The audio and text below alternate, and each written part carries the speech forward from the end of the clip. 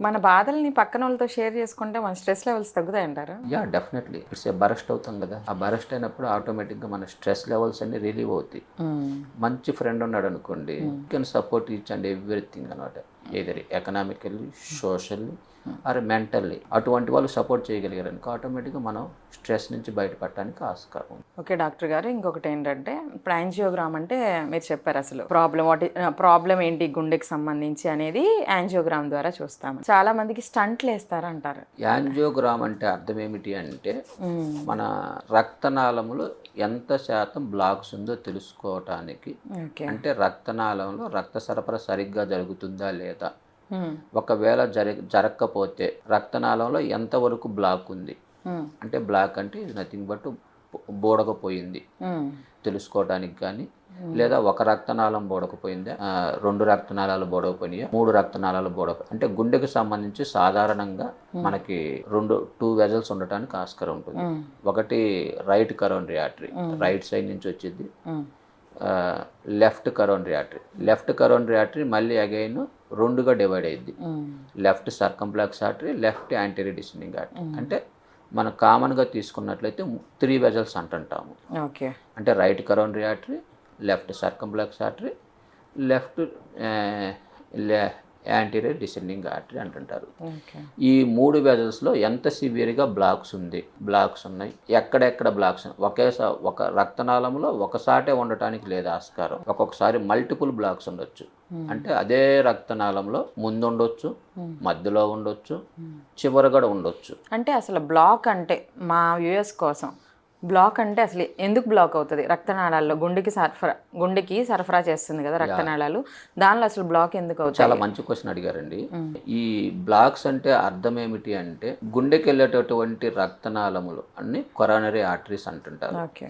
ఈ కరోనరీ ఆర్టరీస్లో కొన్ని రకాలైనటువంటి రిస్క్ ఫ్యాక్టర్స్ వలన, బ్లడ్ ప్రెషర్ ఎక్కువగా ఉండటం వలన కానీ, షుగర్ లెవెల్స్ ఎక్కువగా ఉండటం వలన కానీ, అంటే డయాబెటీస్, షుగర్ లెవెల్స్ ఎక్కువగా ఉండటం వలన కానీ, లేదా బాడీలో కొలెస్ట్రాల్ లెవెల్స్ ఎక్కువగా ఉండటం వలన కానీ, స్మోకింగ్ వలన కానీ, లేదా స్ట్రెస్ రిలేటెడ్ వలన కానీ, లేదా ఎక్సెసివ్ ఆల్కహాల్ తీసుకోవటం వలన కానీ, లేక ఫిజికల్ యాక్టివిటీ సరైనటువంటి వ్యాయామం లేకపోవటం వలన కానీ, వీటన్నిటి వలన ఏమవుతుండిద్ది అంటే, గుండెకి వెళ్ళేటటువంటి రక్తనాళంలో ఇవి గుండెకి వెళ్ళేటటువంటి రక్తనాళం అనుకుంటే వాటిలో దాని మీద కొలెస్ట్రాల్ ఫామ్ కావడానికి ఆస్కారం ఉంటుంది. కొలెస్ట్రాల్ ఫామ్ అవుతుంది. ఈ విధంగా కొలెస్ట్రాల్ నిదానంగా ఇది ఒక రోజులో జరిగేటటువంటి ప్రాసెస్ కాదు. ఓకే. ఇది over a period of time అనమాట. అంటే కొన్ని దాదాపు సంవత్సరాల పాటు జరుగుతుందండి. కొన్ని సంవత్సరాల పాటు ఈ రక్తనాళం బోడకపోవడం జరుగుతూ ఉంటుంది. ఈ బోడకపోయినా కానీ మనకి చాలా వరకు సిమ్టమ్స్ ఉండవు. ఓకే. ఒకవేళ కొలెస్ట్రాల్ ఫామ్ అయినా కానీ మనకి తెలియదు. కొలెస్ట్రాల్ ఫామ్ అయినా కానీ మనకి దానికి సంబంధించినటువంటి సిమ్టమ్స్ తెలియదు. ఓకే. సిమ్టమ్స్ సాధారణంగా ఎప్పుడు తెలుస్తుంటాయి అంటే, ఈ రక్తనాళములు ఒక 70% కన్నా ఎక్కువ బోడకపోయినప్పుడు మాత్రమే మనకి సిమ్టమ్స్ ఉండటానికి ఆస్కారం ఉంటుంది. అంటే అప్ టు 70% బోడకపోయేదాకా కూడా మన బాడీ అడాప్ట్ అవుతూ ఉండిద్ది. మిగతా రక్తనాళముల ద్వారా రక్త సరఫరా ఎక్కువ చేసుకోవటం కానీ, లేదా ఇవే సమ్టైమ్స్ కాంపెన్సేట్ అవుతూ ఉండిద్ది. కాబట్టి దానివల్ల మనకి గుండెకి సంబంధించినటువంటి సిమ్టమ్స్ అంటే లైక్ గుండెలో నొప్పి రావటం కానీ, లేదా గుండె మీద బరువు పెట్టినట్టు అనిపించటం కానీ, లేదా ఒక్కొక్కసారి దానికి సంబంధించిన సిమ్టమ్స్ కొంతమందికి షుగర్ ఉన్నటువంటి వాళ్ళకి ఎక్కువగా బోడపోయింది అనుకోండి, ఆయాసం రావటం కానీ, దాంతోపాటు అలసిపోయినట్టు అనిపించటం కానీ, లేదా కళ్ళు తిరిగి పడిపోవటం అంటే సింకోప్ రావటం కానీ, కొంతమందిలో దడ రూపంలో బయటపడటం కానీ, ఇవన్నీ కూడా గుండెకు సంబంధించినటువంటి సిమ్టమ్స్. అవన్నీ కూడా యూజువల్గా మేనిఫెస్ట్ అయ్యేది ఏంటంటే, ఈ బ్లాక్ అనేది మోర్ దెన్ 70% బ్లాక్ అయినప్పుడు మాత్రమే రావడానికి ఆస్కారం ఉంటుంది. ఈ బ్లాక్స్ రావాలంటే ఇంతకుముందు చెప్పినట్టు మీకు కొలెస్ట్రాల్ మన ఆ రక్తనాళం మీద పేరకపోవటం, ఈ ప్రాసెస్ని ఏమంటారు అంటే మన మెడికల్ లాంగ్వేజ్లో ఎథెరోస్క్లెరోసిస్ అంటారు. ఈ ఎథెరోస్క్లెరోటిక్ ప్రాసెస్ వలన మనకి ఈ విధంగా బ్లాక్స్ రావడానికి ఆస్కారం ఉంటుంది. కాబట్టి దీన్ని తెలుసుకోవాలి అంటే మనం సాధారణంగా ఈసీజీలో కానీ, ఎకోలో కానీ, మనకి ఈసీజీ అనేది ఇది కామన్గా అవైలబుల్, ఎక్కడ ఏ హాస్పిటల్కి వెళ్ళినా కానీ మనకు దొరుకుతూ ఉంటుంది. కాబట్టి ఈసీజీ తీయటం వల్ల మనకి అడ్వాంటేజ్ ఏంటంటే హార్ట్ అటాక్ని ఐడెంటిఫై చేయగలం కానీ, బట్ బ్లాక్స్ని ఐడెంటిఫై చేయలేం. ఓకే. అంటే ఈసీజీ ద్వారా జస్ట్ హార్ట్ రేట్ ఎలా ఉంది అనేది హార్ట్ రేట్ తెలుసుకోవచ్చు. ఎట్లాగుంది, హార్ట్ బాగానే ఉందా లేదా, అంతేకాకుండా హార్ట్ అటాక్ వచ్చిందా లేదా తెలుసుకోవచ్చు. ఓకే. ఈసీజీ ద్వారా. అంతేగాని మనం లోపల ఉన్నటువంటి హార్ట్ బ్లాక్స్ని వీ కాంట్ ఓకే. ఐడెంటిఫై అనమాట. రక్తనాళాల్లో ఇలా పూడుకుపోవడాన్ని పోవడాన్ని మనం ఐడెంటిఫై ఐడెంటిఫై చేయలేము. చేయలేం. అదే హార్ట్ అటాక్ వస్తే మనం you can identify with ECG. ఎందుకంటే మనం ఇండైరెక్ట్గా ఓకే హార్ట్ అటాక్ వచ్చిందనుకోండి, ఫలానా రక్తనాళం బోడకపోయిందని చెప్పడానికి ఆస్కారం ఉండిద్ది. అంతేగాని మామూలుగా వెళ్ళి రొటీన్గా ఈసీజీ తీయించుకున్నంత మాత్రాన మనకు బ్లాక్స్ తెలియవు. అంతేకాకుండా ఇంకొక వన్ మోర్ టెస్ట్ ఏమిటంటే మనకి ఎకో కార్డియోగ్రామ్. ఈ ఎకో ద్వారా అసలు ఏం తెలుసుకోవచ్చండి? ఈ ఎకో అనేది మనకి మనకి అల్ట్రాసౌండ్ చేస్తుంటారు చూసారా, స్కానింగ్.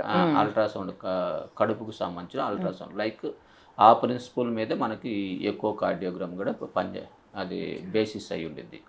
ఈ ఎకో కార్డియోగ్రామ్లో మనకి హార్ట్ పంపింగ్ అవుతుందా లేదా, కరెక్ట్గా పంప్ అవుతుందా లేదా, మనకు ఉన్నటువంటి వాల్వ్స్ సరిగ్గా క్లోజ్ అవుతున్నాయా ఓపెన్ అవుతాయా అనేది తెలుసుకోవటానికి, అంతేకాకుండా ఈ వాల్వ్ ఫంక్షనింగ్ ఎట్లాగుంది అంటే బోడకపోయిందా లేకపోతే ఏదన్నా ముందుకు రావాల్సిన బ్లడ్ వెనక్కి వెళ్తుందా అది తెలుసుకోవటానికి, అంతేకాకుండా మన ఈ హార్ట్ అనేది ఏంటంటే మన 2 లంగ్స్ మధ్య ఉండిద్ది.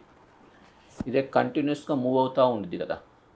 ఈ మూవ్ అవుతూ ఉండాలంటే దీనికి ఒక లూబ్రికెంట్ ఉండాలి. లూబ్రికెంట్ లేకుండా ఇది మూవ్ అవుతుంది అనుకోండి, మన ప్రతిసారి మూవ్ అవుతున్నట్టు తెలుస్తూ ఉండిద్ది. కాబట్టి ఆ లూబ్రికెంట్ ఇచ్చేటటువంటి లేయర్ని పెరికార్డియం అంటారనమాట. ఆ పెరికార్డియం అనేది ఇట్స్ లైక్ ఏ లూబ్రికెంట్ లాగా పనిచేస్తూ ఉండిద్ది. అది స్మూత్నెస్ ఇస్తూ ఉండిద్ది పంప్ అవుతూ ఉన్నప్పుడల్లా. కాబట్టి ఆ పెరికార్డియం అనేది ఏ విధంగా ఉంది, దానికి ఏమైనా ప్రాబ్లం ఉందా, కండక్షన్ సిస్టమ్ అంటే హార్ట్ రేట్ అనేది నార్మల్గానే ఉందా లేదా అబ్నార్మల్గా ఉందా, ఒక్కొక్కప్పుడు కొన్ని రకాలైనటువంటి ప్రాబ్లమ్స్ని కూడా అంటే లోపల ఉన్నటువంటి డిసీజ్ ప్రాసెస్ని కూడా మనం ఎకో కార్డియోగ్రామ్లో ఐడెంటిఫై చేయడానికి ఆస్కారం ఉంటుంది. కామన్గా హార్ట్ అటాక్ వచ్చినప్పుడు మనం ఎకో కార్డియోగ్రామ్లో కూడా మనం ఐడెంటిఫై చేయవచ్చు. కాకపోతే రక్తనాళం వి కాంట్ విజువలైజ్, రక్తనాళం చూడలేము. కాబట్టి ఈ రెండిటిల్లో లేనటువంటి దాన్ని మనం యాంజియోగ్రామ్ అనేటటువంటి ప్రాసెస్ ద్వారా డయాగ్నోస్టిక్ టెస్ట్ ద్వారా మనం హార్ట్కి వెళ్ళేటటువంటి రక్తనాళాన్ని మనము డైరెక్ట్గా విజువలైజ్ చేయగలం.